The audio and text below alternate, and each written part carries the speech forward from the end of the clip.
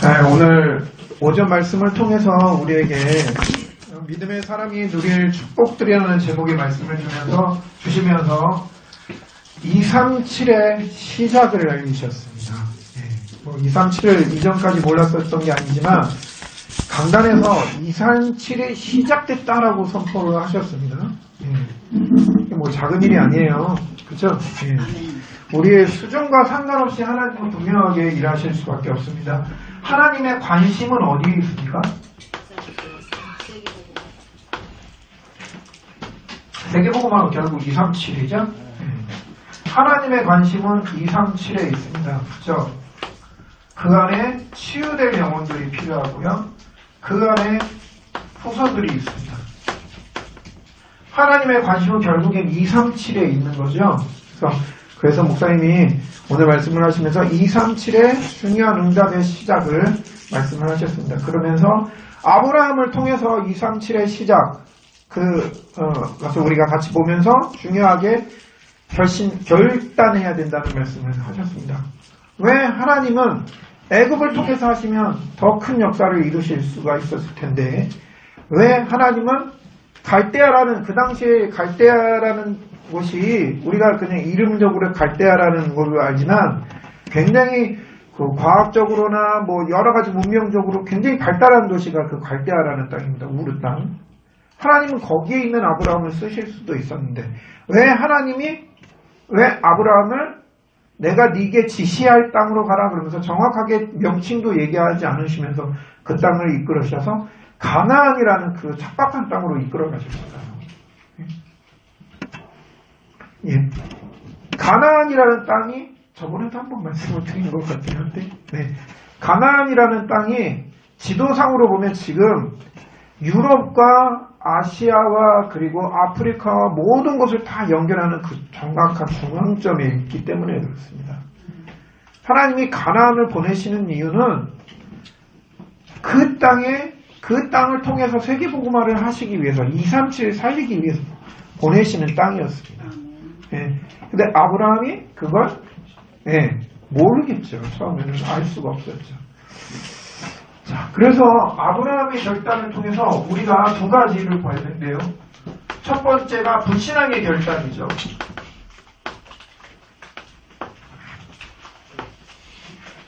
아브라함이 불신앙을 한 건 아니지만, 첫 번째, 그 아버지 데라가 갈대아 우르라는 땅에서 나오게 됩니다.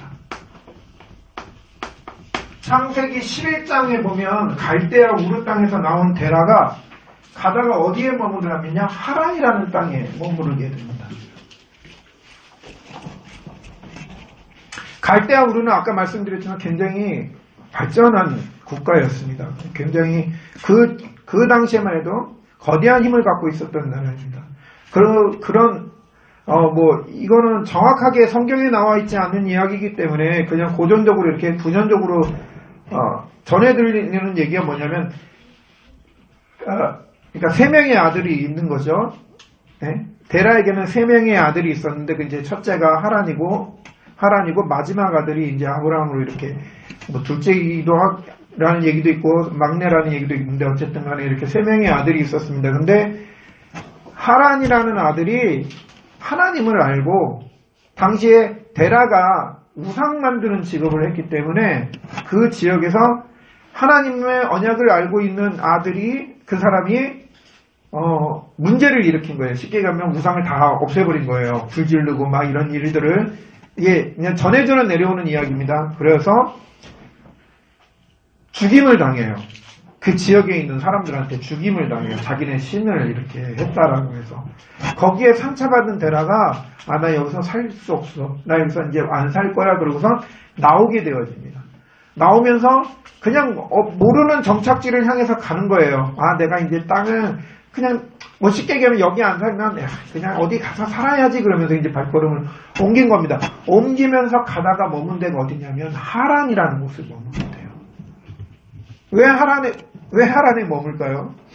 아들 이름이 죽은 아들 이름이 하란이거든요. 그것의 그러니까 하란이라는 이름의 의미가 머물다라는 의미를 갖고 있습니다. 그러니까 데라가 거기에서 머물게 돼요. 그러니까 뭐 얘기는 뭐냐면 내가 상처받은 것을 그곳에 머물면서 같은 이름을 가진 그곳에 머물면서 치유받고 뭔가 위로받고 싶어 했습니다. 그런데 위로받을 수가 없었어요. 그래서 데라는 거기서 생을 마감하게 되었습니다. 아브라함도 똑같이 그 하란 땅에 머물 수 있었어요. 그곳에 있을 수밖에 없을 수도 있습니다. 왜? 거기서 아버지가 돌아가셨기 때문에. 그런데 아브라함은 그때 말씀을 듣고 어디로 갔냐면요. 중요한 신앙적 결단을 하게 되었습니다. 어떤 결단이냐면 내가 네게 지시할 땅으로 가라. 어딘지는 말씀하시지 않았는데 지시할 땅으로 가라라는 말씀을 하셨습니다.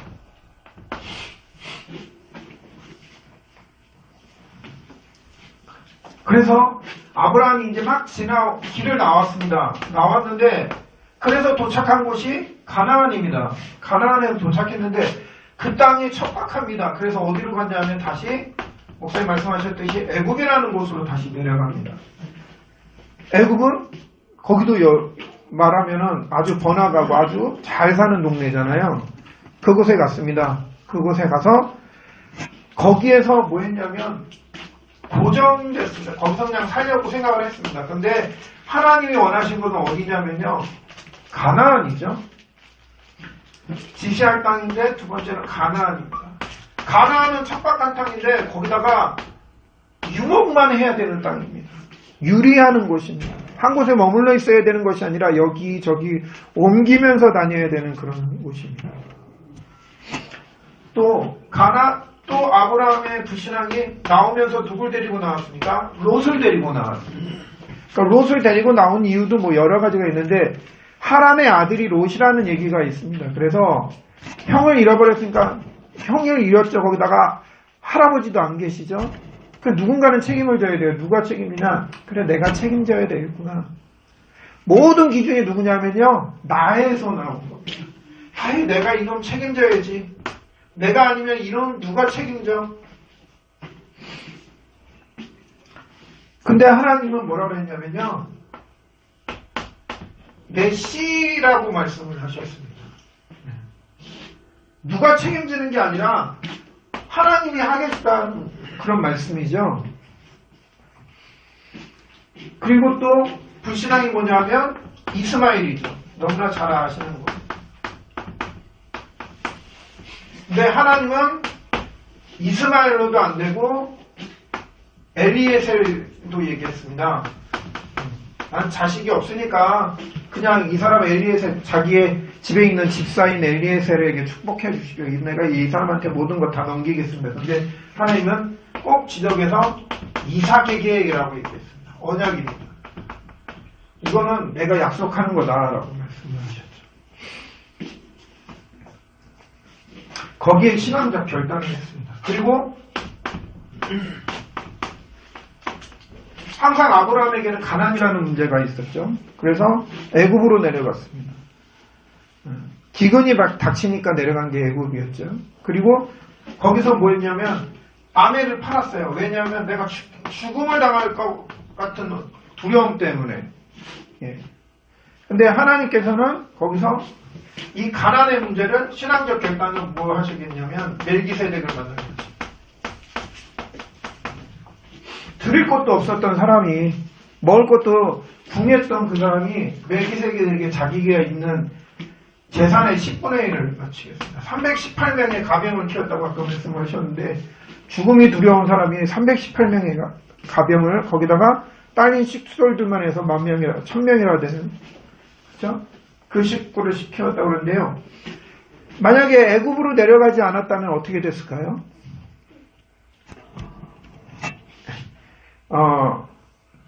말씀드리면 가나안이라는 조그만 동네에 아브라함이 와서 정착을 합니다. 근데 아브라함이 와서 정착을 하는데 하나님이 아브라함을 번성하게 하시려면 축복을 막 내려주셔야 되잖아요. 그러면 여기가 부강한 곳이 되어지겠죠. 그러면 애굽이라는 곳이 가만히 있을까요? 야, 요놈 봐라.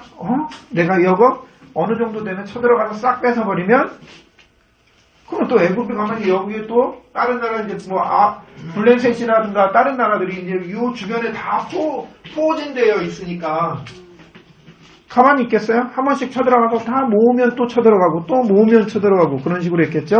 아니면 애굽이 내려와서 아브라함을 싹 끌고 와서 노예로 만들었겠죠. 근데 하나님은 아브라함이 애굽에 잠깐 내려간 사이에 아브라함은 물론 가난 때문에 그리고 아브라함은 죽음에 대한 두려움 때문에 여러 가지 일들을 했지만 하나님은 그 속에서도 뭘 했냐면요. 아브라함에게 애굽의 바로 왕을 통해서 아브라함을 도와주는 역할을 하십니다. 그래서 가병 318명을 거느릴 수 있을 정도까지 많은 재물을 얻게끔 하셨습니다. 그게 거기서 끝나는 게 아니라요. 아브라함이 여기 정착할 때까지 바로 왕이 주변의 국가들이 쳐들어오지 못하도록 가드를 쳐줘요.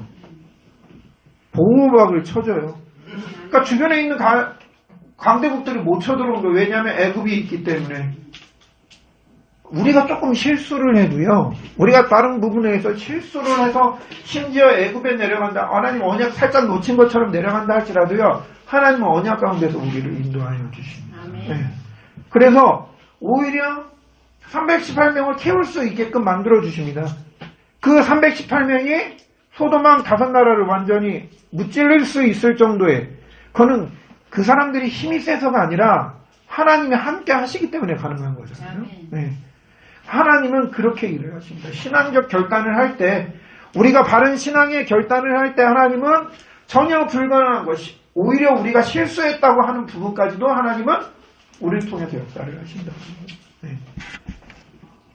오늘 우리에게 오전에 주신 이 강단 말씀을 붙잡고 정말 신앙적 결단을 하실 수 있는 우리 성도님들 되시기 바랍니다.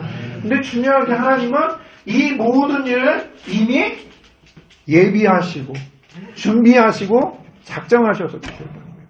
아브라함이 뛰어나서도 아니고 아브라함이 뭔가 대단한 믿음을 갖고 있어서도 아닙니다. 근데 하나님은 그를 이미 내가 너를 복되게 하리라 너로 번성케 하리라 너로 내 씨로 말미암아 모든 사람이 복을 받으리라 말씀을 주시면서까지 그를 인도하셨습니다. 그리고 실수한 가운데서도 그를 이끌어내셔서 그를 복되게 하셨습니다. 아멘. 오늘 우리 모든 성도인들이 이 축복 누리는 우리 열린교회 성도인들 되시기 바랍니다. 아멘. 지시하는 땅으로 통해서 하나님 우리에게 시대적인 축복을 주시는 겁니다. 그리고 가나안을 통해서 하나님은 유리 방하는 그 사람들에게 하나님은 이 가나안이라는 계속해서 이스라엘 백성이 가지고 나가야 되는 가나안이라는 근원적인 축복을 주셨습니다.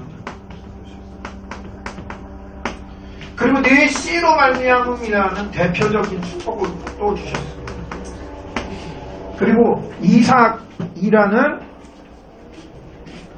불가항력적인 축복을 주셨습니다.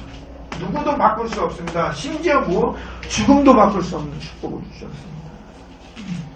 그리고 멜기세덱이라는 성경에 계속 나오는 예수 그리스도를 말하는 기념비적 축복도 우리에게 주셨습니다. 우리 모든 성도인들이 이 아브라함에게 주신 축복을 누리는 우리 모든 성도인들 되시기 바랍니다. 그러면서 목사님 말씀하신 말씀을 내 생각과 마음 그리고 내 이론 속에 가두지 말자. 왜 우리가 응답 못 받는 이유가 뭐냐? 내 생각과 내 의지, 내 노력, 내 믿음, 거기가 또 이론 속에 가두기 때문이다. 라고 말씀을 하셨어요. 아는 것, 내가 이만큼 알면, 근데 그것이 함정이에요. 그래서 그것을 내 이론 속의 말씀을 놓지 말고 그 말씀을 뭐해라? 뛰어넘어라. 그것을 다 뛰어넘고 하나님이 예비하신 귀중한 응답을 누리는 우리 성도인들 되시기 바랍니다. 이 축복이 오늘 마지막에도 말씀드리겠지만 이 축복이 우리에게 주시는 참된 축복이 좀 있습니다. 첫 번째 그래서 우리는 어떻게 시작이 되냐라는 겁니다. 이사야서 6장 13절 우리 너무나 잘 아는 말씀이죠. 밤나무, 상수리 나무가 배임을 당하여도 그루터기는 남아있다라고 말씀해요. 이 땅에 밤나무는 무슨 나무입니까? 유실수입니다. 예, 열매가 있는 나무라는 얘기죠. 예, 그 다음에 상수리 나무는 예배 때 쓰는 나무가 상수리 나무입니다. 밤나무가 사라지고 우리에게 재산이 없어지고 경제적으로 어려움을 당하고 상수리 나무 예배가 무너져가는 시대 속에 살아도 그 그루터기는 남아있는 것 같이 이 땅에 거룩한 씨가 그루터기다. 네. 경제가 무너지고 있는 시대, 그리고 예배가 혼탁하여지는 시대, 예배가 무의미해져가는 시대, 그러나 그루터기는 남아있는 것 같이. 네. 그리스도가 이 땅에 거룩한 씨입니다. 네. 우리는 이 씨로 시작해야 된다라는 말씀이죠. 네. 그리고 두 번째,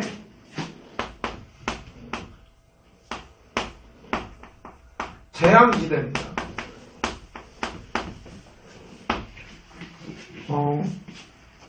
지금 뭐 다 걱정하고 계시는 코로나 바이러스가 굉장히 많이 유행을 하고 있지 않습니까? 이게 엄청나고, 그렇죠? 전 세계적인, 뭐 중국 한 나라의 문제가 아니라 이제 전 세계적인 문제가 되어지고, 많은 나라에서 여행금지력 중국 사람을 아예 받아들이지 않는 상태가 벌어지고 있습니다. 근데 아직 한국은, 우리나라는 그러진 않고 있죠. 근데 전 세계적으로 지금 막 이 바이러스가 계속 나타나죠.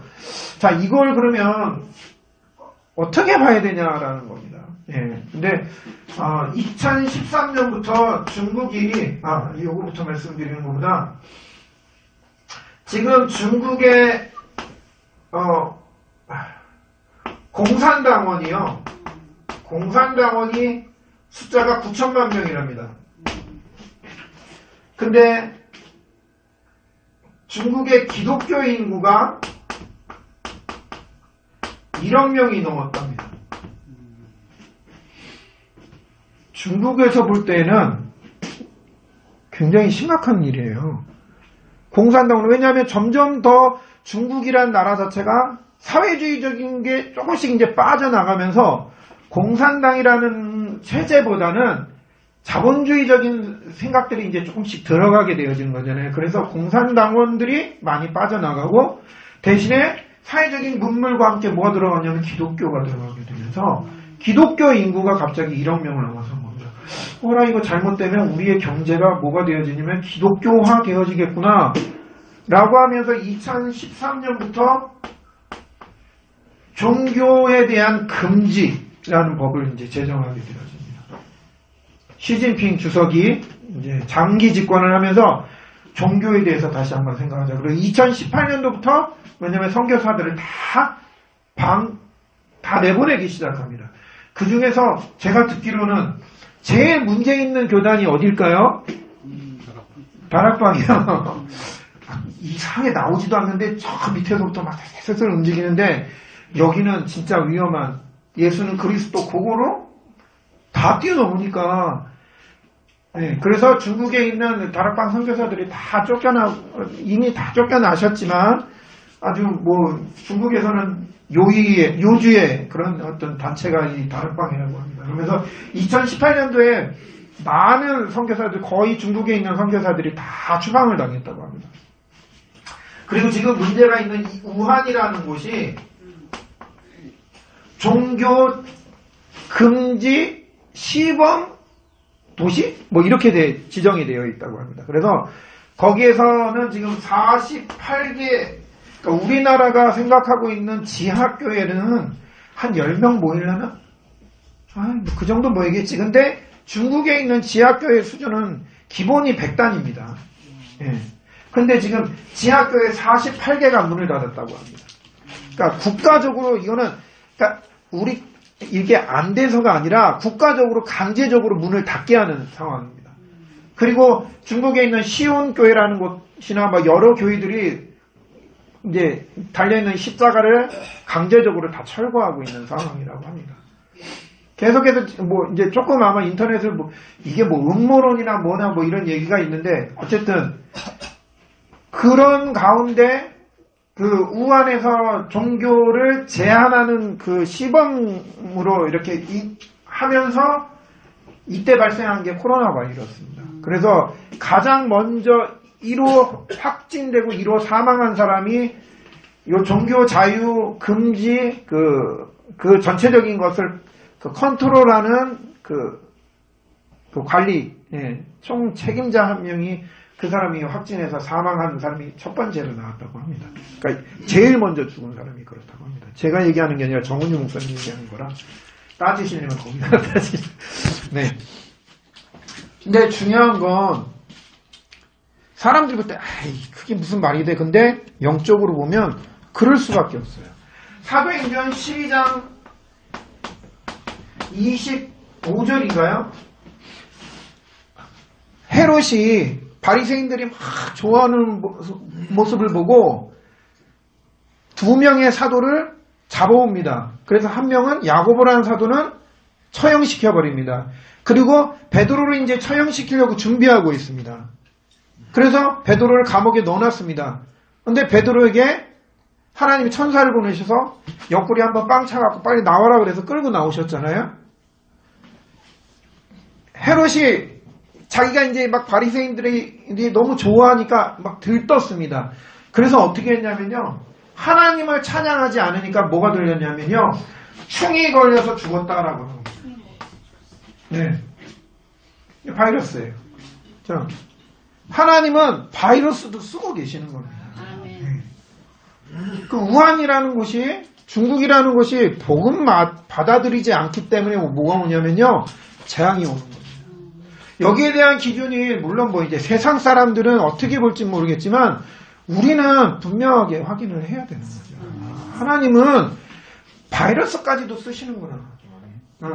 그래서 우리가 아까도 말씀하셨지만 목사님은 오전에도 말씀하셨지만 생각과 믿음과 이론 가지고 자꾸 가두면 안 되는 겁니다. 큰일 납니다. 그러니까 하나님 손대기 전에 빨리 다 내려놓고 빨리 넘어와야 됩니다. 네. 자, 그리고 세 번째가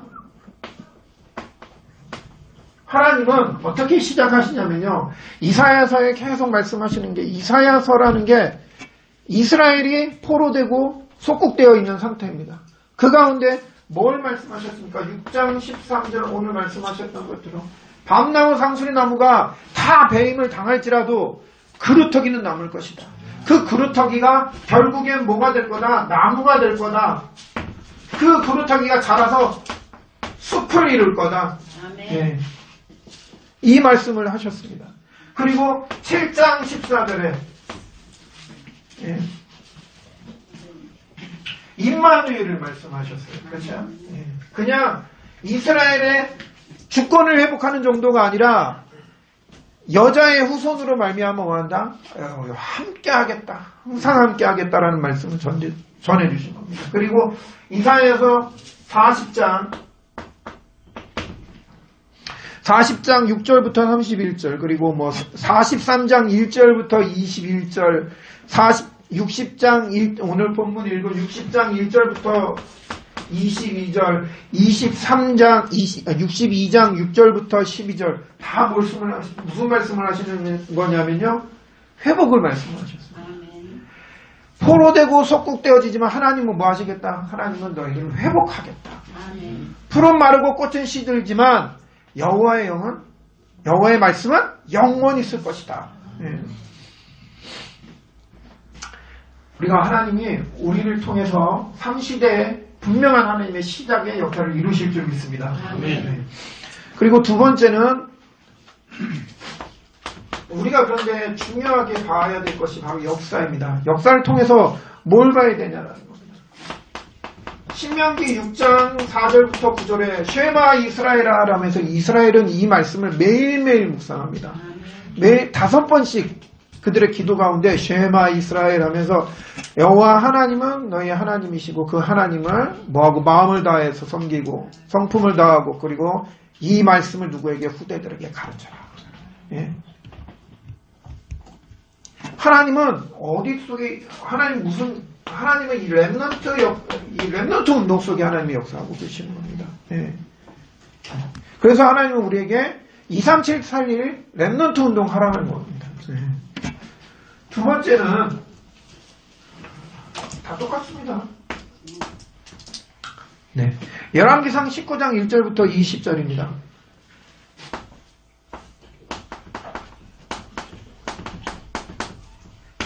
갈멜산에서 바알과 아세라 선지자 850명하고 엘리야가 단판을 짓습니다. 그래서 850명을 완전히 무너뜨립니다. 그런데 그 다음에 이세벨이 내가 너를 엘리야를 죽이기 전에는 내가 죽이지 않으면 내 신들이 내 벌 위에 벌을 내리겠다. 그 한마디에 완전히 간담이 녹습니다. 그래서 도망을 갑니다. 도망을 가서 고백을 합니다. 하나님 앞에 내가 열심히 특별히 내가 아주 열심히 특심했는데 이제는 내가 못하겠습니다. 나만 남았지 않습니까? 죄송합니다. 못해먹겠다는 말을 해가지고 나만 남았지 않습니까? 그때에 하나님이 말씀 왜 너만 남았냐? 오바댜를 통해서 남겨놓은 100명의 선지자 있다. 그리고 7,000명을 내가 나눴다. 거기에다가 네 다음에 엘리사 세워라. 그 엘리사만 세우는 게 아니라요. 이스라엘의 왕 지금 아합이라는 사람을 누구로 바꿔라? 예후로 바꿔라. 그리고 아수르 왕까지 바꾸게 하셨습니다. 제가 이름을 잘 못해요. 그건 아멘 하시면 안 됩니다. 하사엘이라는 사람. 이렇게 바꿔버리신 거예요. 하나님은 준비하시고 우리에게 역사로 일하고 계시는 겁니다. 7,000명 준비해놨다. 엘리사 준비해놓고 하나님 모든 것을 준비해. 너만 남은 거 아니다. 너 홀로 하는 거 아니다. 자, 세 번째가 열왕기하 2장 9절부터 11절이죠. 2장 1절부터 11절. 엘리야를 쫓는 엘리사. 길갈도 있고 여리고도 있고 요단도 있고 다 있습니다. 그런데 그곳에 있으면 편하죠. 근데 엘리사는 끝까지 쫓습니다. 그리고 뭐라냐면 갑절의 영감을 달라라고 말씀하셨습니다. 갑절의 영감을 다른 말로 얘기했을 때 장자의 영감이라고 얘기를 합니다. 배로 받는 영감이 아니라 장자에게 주어지는 하나님의 언약 붙잡은 자에게 주어지는 영감을 갑절의 영감이라고 얘기를 합니다. 하나님이 역사하셔야만 되는 영감인 거예요. 이 일을 통해서 도당성 운동까지 역사가 일어나게 되어지는 겁니다. 그래서 후대가 살아나는 이 열정이 일어납니다. 네 번째로요. 열왕기하 20장 19절에서 20절입니다.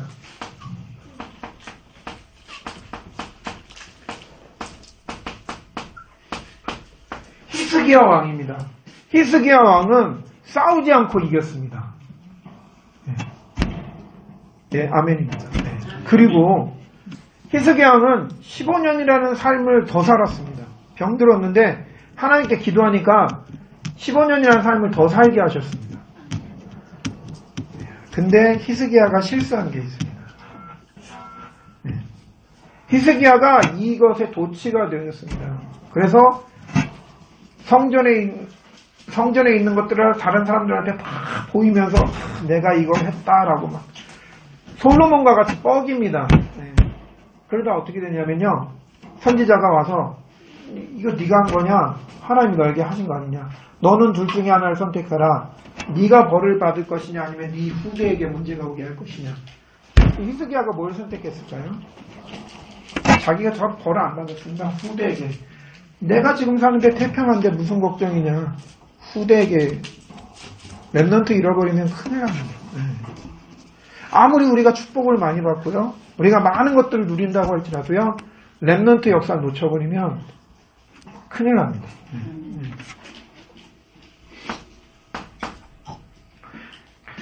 첫 번째는 에가서 4장 1절부터 5절입니다.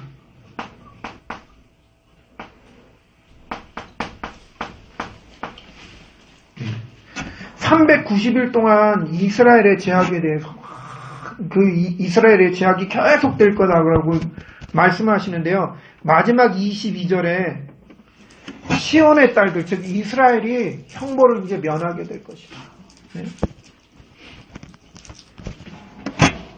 그리고 다시는 이제 사로잡혀가지 않을 거다라고 하는 말씀하십니다. 그게 누구냐면요, 지금 있는 시대 말고 390 후에 일어날 후대들에게 말씀하시는 거예요. 네.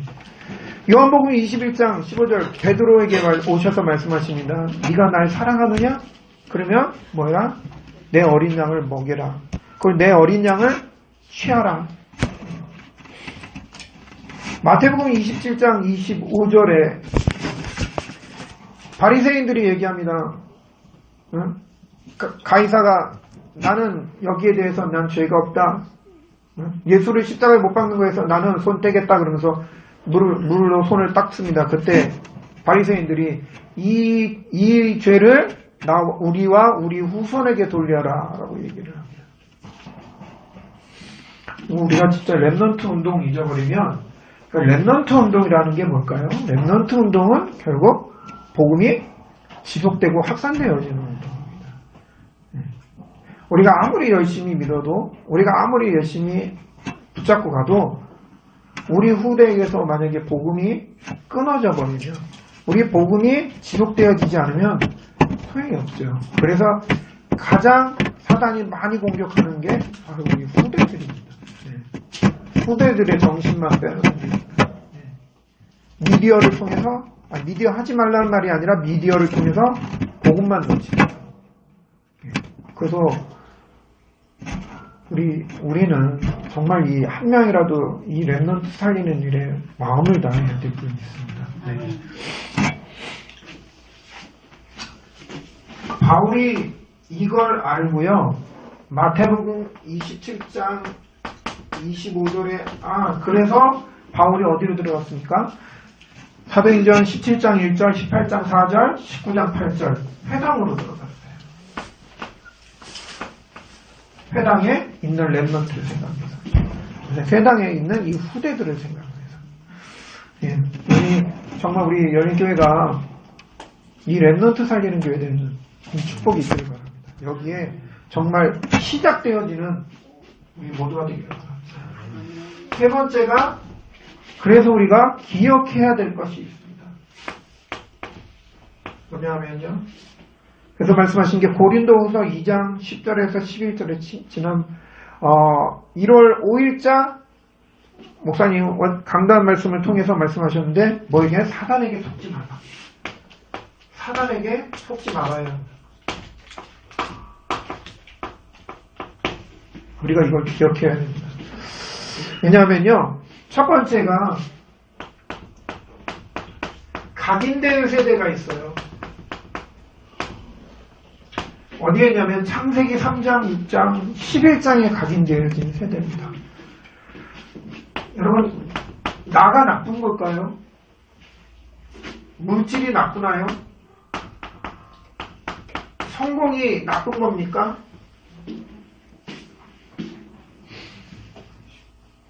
그러면 내가 없으면 죽어야겠죠. 스스로 죽이던가 남이 죽여주던가. 물질이 나쁘면은 다 버리고 어디처럼 속세를 완전히 떠나버려야죠. 성공 안 하려면은 그러면 그게 나쁘다는 게 아니라 이게 하나님 된 게 나쁘다는 거예요. 근데 이미 각인되어진 겁니다. 이게 하나님처럼 이미 딱 각인되어진 세대예요. 여기에 누가 있습니까? 대통령이 있죠. 경제적인 부호들이 여기 다 있습니다. 그리고 지식인이 있습니다. 우리 렘넌트들은 몰라요. 학교 가면 교수들이 있고 학교 가면 선생님들이 있고 대단해 보이죠. 근데 이 사람들도 동일하게 겪는 문제들이 너무나 많고 이 사람들에게 있는 영적 문제를 알지 못합니다. 그래서 이 사람들에게 지식적으로 배우려고 하다 보니까 도저히 이상해진 거예요. 그러면 내가 알고 있는 선생님은 우리 부모보다 똑똑하고 우리 부모보다 많이 아는데 문제가 영적 문제가 드러나면 그때 가서 어떻게 될지 모르는 거예요. 예로 하나님이 천지를 창조하시고 그 말보다 선생님이 우리는 진화되어졌다라는 게 더 믿음이 가는 시대 아닙니까? 예. 우리 부모님들도 얘기할 때 그건 그거고 이건 이거야. 신앙은 신앙이고 공부는 공부야. 라고 얘기하면서 치부하면서 넘겨버리실 수밖에 없는. 그렇게 따라갈 수밖에 없잖아요. 근데 속지 않아야 돼요. 각인된 세대가 있더라. 그래서 하나님의 역사를 따라가고 하나님이 우리를 시작할 때 중요한 건 이 각인된 세대에 속으면 안 됩니다. 혹여 우리가 이 각인된 세대 속에 있으면 안 됩니다. 이 각인을 그대로 전수해주면 그냥 창세기 3장, 6장, 11장에서 나오는 그걸로 인해서 사단이 가졌던 12가지로 망하게 되었습니다. 두 번째가 어디냐면 올무에 빠져있는 사람들이 있습니다. 올무에 걸린 리더들이 있습니다.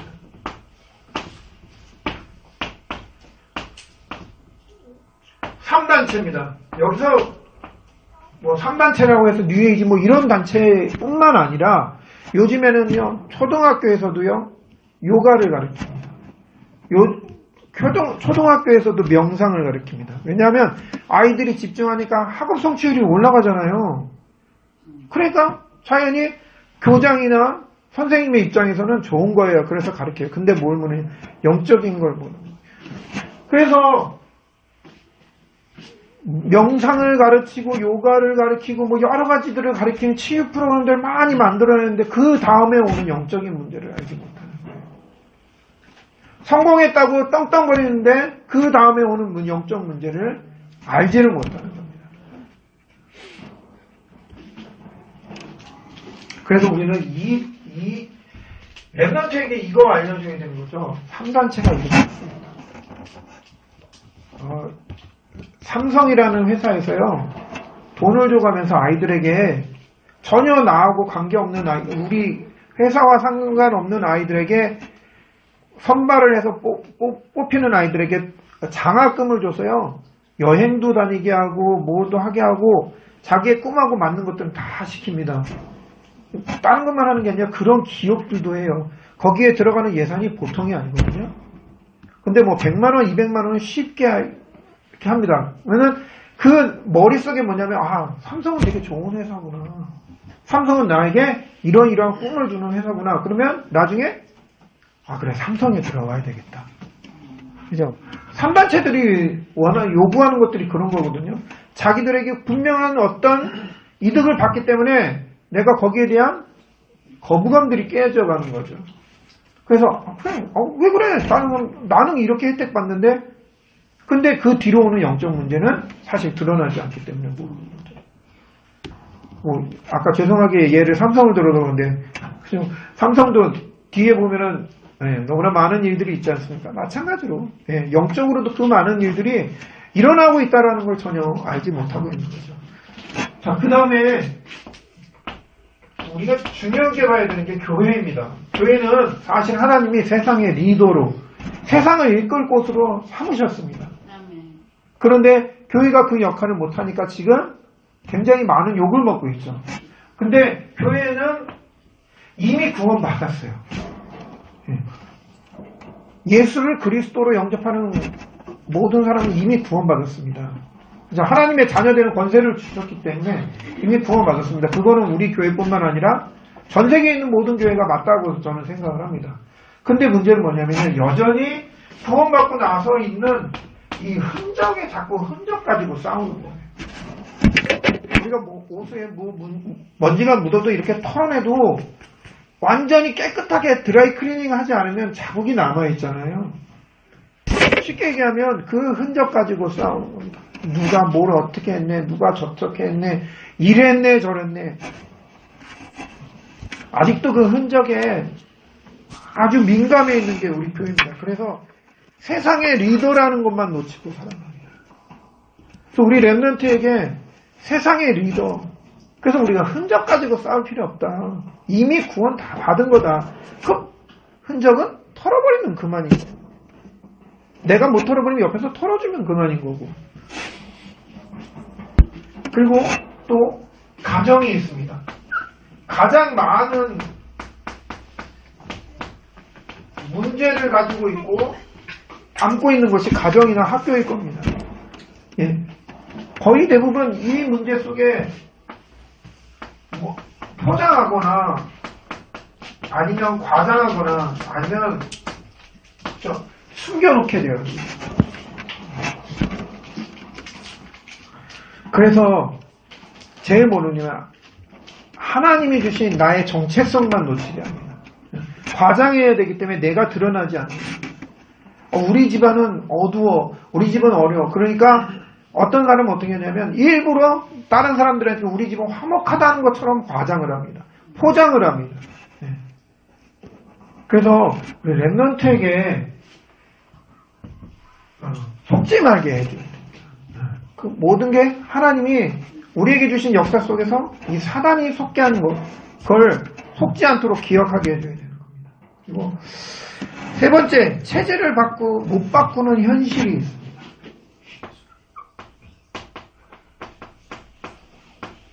앞에 말씀드렸듯이 데라가요, 나와야 되는데 나와서 결국 어디 가냐면요, 하란에 머물게 됩니다.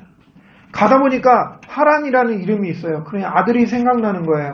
아들이 생각나니까 그래, 저기 가서 위안을 삼자. 그래, 그냥 거기 있자. 그렇게 머물게 되어집니다.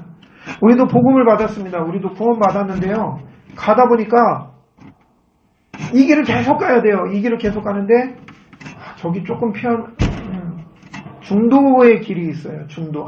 그래 저기 가서 복음도 알고 하니까 이렇게 양다리 거치면서 그냥 편하게 신앙생활하면 되지 않겠냐. 이 우리의 참 나쁜 체질이 아직도 남아있기 때문에 그렇습니다. 네. 여기서 완전히 이게 사단이 준다라는 것을 알지 못하면 벗어나지 못합니다. 그래서 이 예틀에서 완전히 벗어날 수 있도록 정말 바르게 지도를 해줘야 됩니다. 그리고 우리도 이 사단에게 속지 않도록, 우리에게 이 못 바꾸는 이 체질이 완전히 그리스도로 완전히 깨어지도록 그렇게 바꿔줘야 될 줄 믿습니다. 그리고 결론입니다. 그래서 우리가 오늘 3시대의 주역으로 중요한 응답을 받았는데, 첫 번째가 뭐냐면 23741 시대입니다. 지금 전 세계적으로요,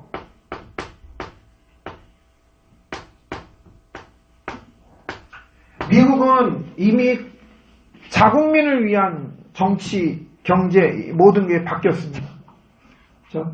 그 유럽도 많은 나라들이 그렇게 변해가고 있습니다. 독일도 EU에서 탈퇴하고, 어려우니까 EU라는 그 연합이 어려우니까 독일은 탈퇴하고 자국민을 위한 자국주의에 지금 들어갑니다. 일본도 그렇고요. 다 그러니까 점점 얼마 전까지만 해도 글로벌이다, 세계화다 막 얘기하는데 지금 자국주의로 계속 분위기가 점점 그렇게 흘러가고 있습니다. 근데 우리 한국은 아직까지 뭐냐면 글로벌이라는 걸 계속 주장하고 있습니다. 왜냐하면요, 우리 정치인이 무지해서가 아니라 하나님 우리나라를 세계복음화에 쓰시기 위해서 글로벌이라는 그걸 가지고 가게 하시는 겁니다. 네. 왜냐하면 분명하게 땅끝까지 이르러 이 증인되게 하시겠다라는 말씀을 우리에게 주셨어요. 근데 자꾸 다 자국주의에만 빠져 있는 거예요. 점점 자국주의와 우리에게 이익이 되어지고 우리에게 우선되어지지 않으면 안 된다라는 창세기 3장 속으로 자꾸 빠져들어요. 근데 하나님은 우리 대한민국에, 특히 다락방 우리 복음 전하는 우리 교단을 통해서 세계로 나가야 하기 때문에, 세계로 이 복음이 전파되어야 하기 때문에 우리 글로벌이라는 걸로 계속 나가게 하시는 겁니다. 지금 우리나라 아마 더 받아들이고 더 흡수하고 할 겁니다. 그죠? 근데 이게 잘못 보면 시대에 역행하는 모습으로 보인다라고. 근데요, 하나님은 복음 때문에 일하고 계시는 겁니다. 그래서 하나님은 복음 때문에 대통령도 쓰시는 거고 정치인도 쓰시는 거고, 하나님은 복음 때문에 모든 사람을 쓰고 계시는 겁니다. 네.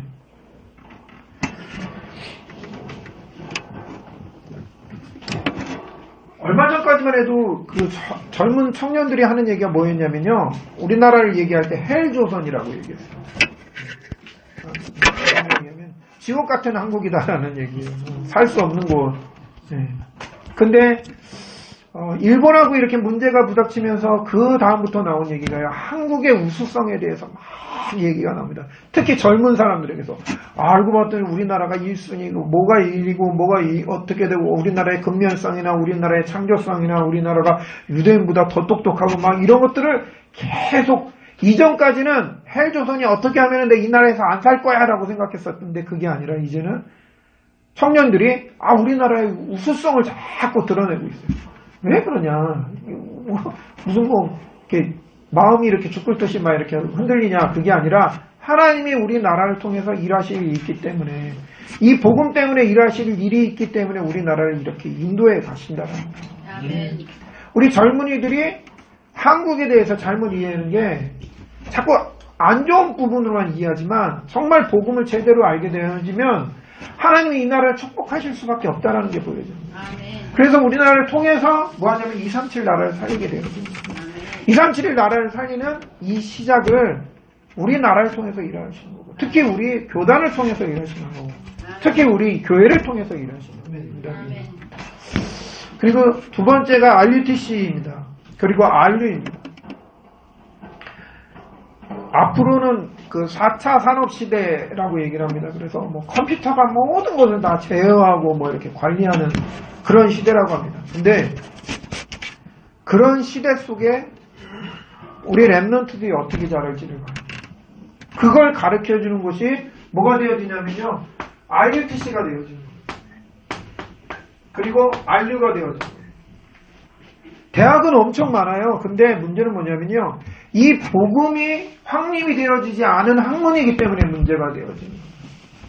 하버드 뭐 정말 유수의 대학들이 있는데 그 대학에서 가르치지 못하는 일이 뭐냐면요. 복음입니다. 그렇기 때문에 RU가 탄생을 한 거고 그것 때문에 우리가 RUTC를 우리가 아니 지금 방과후 교실도 엄청 많고 모두 많은데 왜 우리가 그런 일을 해야 되냐? 왜 RUTC를 해야 되냐? 복음 없기 때문에 하는 거예요. 복음 없이 자라기 때문에 결국엔 그것 때문에 문제 오는 그 후대들에게 분명한 답을 주기 위해서 다른 것으로 융합을 많이 시킬 겁니다. 그런데 뭐만 없냐면 복음만 빠져있기 때문에 이 복음으로 정말 살리는 사람 그 사람 만들어내기 위해서 우리가 RUTC를 세우려고 하는 거고 우리가 그 일에 RU에 우리의 모든 정성을 다 쏟아야 된다는 겁니다. 우리 랩런트들이요 고등학교 올라가고 이제 대학교 딱 들어가면요 완전 다른 차원의 이 문물을 받아들이는데요. 그러면 교수에게 잘 보일 수밖에 없습니다. 그러다 보면 교수의 그 가르치는 거에 완전히 들어가는데요. 시각 디자인하는 학과 같은 경우는 아주 공공연하게 아주 얘기를 합니다. 이미 사람의 머릿속에서 나온 건 한계가 있다. 이미 다 나왔다. 그러려면 다른 힘을 의지해야 된다. 그러면서 마약을 공공연하게 얘기를 합니다. 우리나라에서는 아직 그게 합법화가 안 됐지만 미국 같은 데서는요. 필로폰이 이미 합법화가 돼가지고요. 대학에서도 주사기 갖다 주면서 맞아라고 얘기해요. 네. 우리나라도 마찬가지입니다. 우리나라 저번에 말씀드렸지만 대학이 그 축제 기간을 하면요. 그 주점이 이렇게 막 열리지 않습니까? 그 주점 열리는 데 가면 요만한 풍선을 하나 팝니다. 요게 1,000원, 2,000원 합니다. 근데 요게 마취제가 들어있어요. 네. 그래서 이걸 막 흡입을 하고 술을 마시거나 담배를 피우면 10배의 효과를 가져오게 된다고 합니다. 요게 공공연하게 지금 돌아갑니다. 랩런트들이 그냥 우리 후대들이 그냥 받아들이는 시대 속에 들어갑니다. 복음만 없습니다. 복음만. 그래서 그 이 복음 살리는 이 일에 우리가 하나님이 우리를 쓰시고 우리를 세우시는 일에 우리가 정말 감사함으로 받아들여야 되겠죠. 그 다음에 치유입니다. 요즘에 가장 많이 인기가 있는 게 그 미스트롯인가요? 미스터 트로트 나온 거죠? 그 중에 보면은 그 김호중이라고 아세요? 저보다 잘하시네. 예, 김호중이 저희 랩런트 출신입니다. 예. 이왕 뽑으시려면 그 사람 뽑으세요. 네. 근데 지금 시대가요 새로운 게 아니라 뭐냐면 레트로 자꾸 옛날로 돌아가야 되는 시대잖아요. 네. 회귀하는 시대입니다. 지금 젊은 사람들도 새로운 음악 듣지 않고요 70년대 80년대 음악을 듣고 있어요. 여기에서 뭔가 새로운 게 있을까? 절대 새로운 게 없죠. 참 지금 다 과거가 회귀하고 있는 시대 속에 있습니다. 왜? 어린에서부터 노년에 이르기까지 다 회귀로 돌아가요. 왜? 현재는 암울해요. 미래는 불확실해요. 그러니까 어떻게 되냐면 과거로 돌아가는 거예요. 어차피 가능성 없어. 그러니까 옛날 것만 회상하면서 지내자. 옛날 것만 즐기면서 지내자. 그런 분위기로 지금 계속 돌아가고 있습니다. 문화가 거기에 대해서 지금 미디어가 거기에 대해서 계속 뒷받침해 해주고 있는 거죠. 다양한 소스들을 주면서 미스 트롯, 미스터 트롯, 무슨 슈가맨이니 뭐니 이런 것들을 계속 대주면서 자꾸 옛날로 회귀하고 옛날 그 속에서 계속 살아가게 만들고 있는 거예요.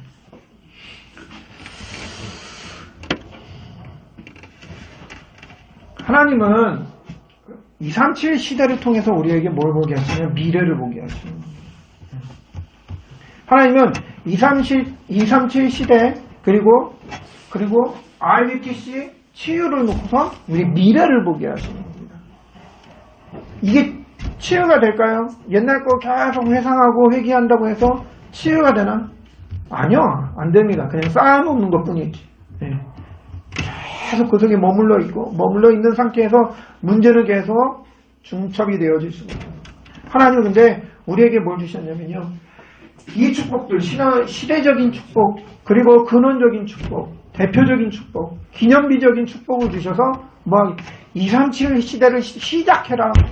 237 시대의 축복을 누려라. 이미 예정되어지고 이미 준비되어지고 이미 확증되어진 이 축복을 아브라함에게 준 축복을 오늘 우리에게 주시면서 이 축복을 누려라 라고 말씀하고 계시는 겁니다. 이 3시대의 주역으로 정말 아브라함에게 주신 축복을 다 누리는 우리 여러분의 모든 성도님들 되시기를 바랍니다. 우리 같이 기도하도록 하겠습니다. 사랑과 은혜 충만하신 하나님 감사드립니다. 우리에게 오늘 말씀을 통하여서 아브라함에게 주셨던 그 축복을 붙잡는 우리 모든 성도들이 되도록 인도하여 주시옵소서. 237을 살리는 시대적 결단이 하나님 우리 가운데 있게 하여 주시어서 정말 하나님이 원하시는 신앙의 결단이 우리의 생각과 믿음, 우리의 이론을 뛰어넘어 하나님이 원하시는, 하나님이 기뻐하시는 그 일 속에 있는 하나님의 언약의 여정 속에 있는 우리 열린교회 모든 성도들이 되어지도록 성령으로 인도하여 주시옵소서. 함께 하신 주님께 감사드리며 우리 원하신 예수 그리스도 이름으로 기도합니다.